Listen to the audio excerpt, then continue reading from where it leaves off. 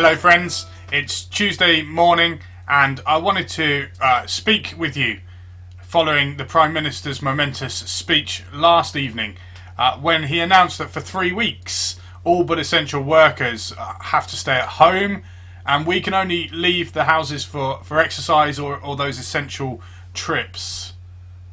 Now, I know this is a gift to some of you, but for others this is a serious trial. And either way, it will be easy for us to lose sight of the bigger picture by allowing the news feed of the day to shape our thoughts and mood. Now on Sunday, I spoke about reframing our situation in light of who God is. And Paul also speaks about this in 2 Corinthians 4 verses 17 and 18. He says this: "For our light and momentary troubles are achieving for us an eternal glory that far outweighs them all. So we fix our eyes not on what is seen, but on what is unseen. Since what is seen is temporary, but what is unseen is eternal." Now, Paul doesn't deny the troubles his hearers are facing or how long these may last. But in spite of this, Paul still encourages us and them to lift their eyes to the mountains, remembering the eternal picture of whose they are, who is ultimately sovereign, and consequently in whom they can find refuge and strength and ever-present help in trouble. And so in this time of lockdown, I want to encourage you to choose to make time to keep connected with one another and with God, so that we're not isolated either spiritually or personally.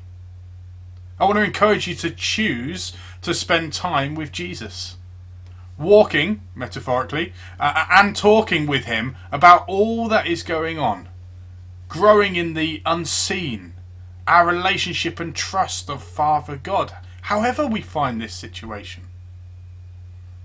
And I want to encourage you to choose to invite the Spirit to grow his fruit within you, within me. As in these momentary troubles, we learn to live in close confinement with or isolation from one another.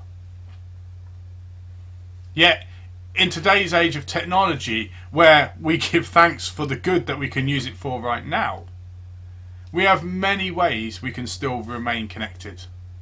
Through phone calls, online messages of many kinds, letters, shouting over the fence, even a developing online church and prayer meetings that we're growing. But friends, we do have to choose to engage and do this regularly to bless one another. And we can remain connected with God in so many ways. By taking a verse and meditating on it through the day.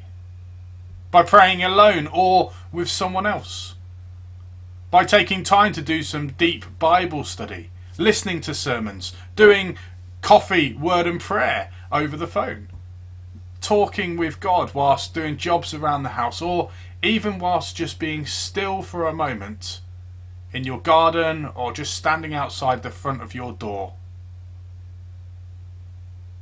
You see, friends, I continue to pray for you all, and I want you to know I'm available on the phone.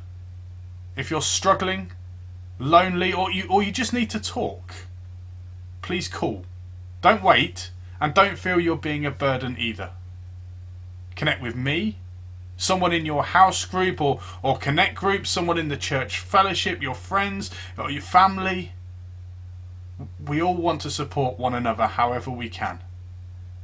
But we do need each other to be intentional about reaching out too, as we don't get those visual cues that we might get on a Sunday morning. And so I pray that in these extraordinary times, we will all regularly invite Jesus to help us reframe our perspective as we seek to fix our eyes on what is unseen and eternal.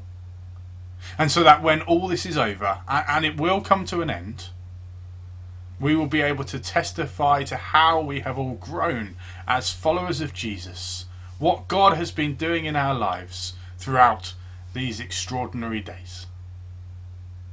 And so I wonder today, what one thing might you change to make space for Christ to work in you at this time? Friends, keep praying, keep in touch, and keep safe.